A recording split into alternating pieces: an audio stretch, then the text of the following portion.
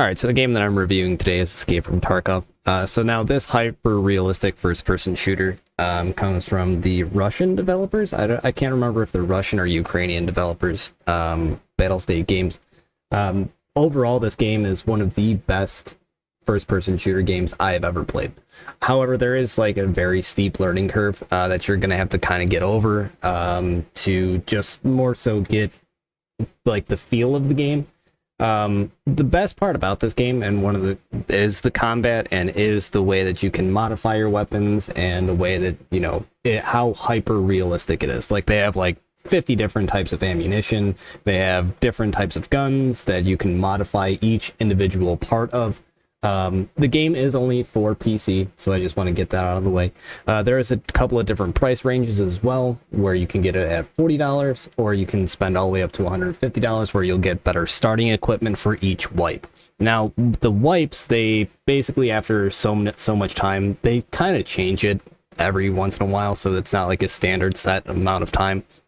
They'll wipe the entire game, so everybody goes back down to level 1, and everybody has to start back over again. So that it's pretty much like prestiging Call of Duty, except everybody does it. There is no, I don't know if there's a maximum level you can reach. I haven't gotten that far. The highest I think I've ever gotten is like level 21, but I've only ever played on 2 wipes, and I never really got fully invested in it just because I like to play a lot of different games. But yeah, I mean, I do recommend this game for sure. It's definitely a solid, 9 out of 10. In the game range scale, especially for first-person shooters.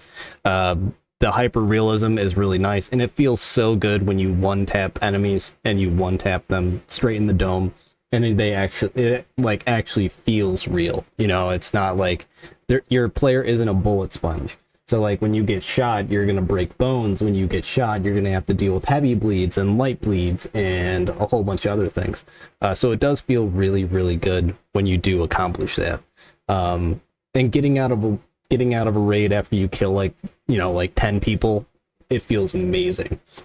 Also, the other thing to keep a note of is like here you can even see like the blood trail on the ground from that guy that I shot before. You can trace exactly where he went, and then he goes up the stairs. You know what I mean? But that's just like one of the realistic aspects to this game that I really, really appreciate and I really, really like. So I do recommend this game to literally anybody who has a PC and is looking for a different type of experience. However, just don't go into it thinking that it's going to be, a walk in the park. It's definitely not. There's definitely a learning curve. And like I said, 9 out of 10. Thanks.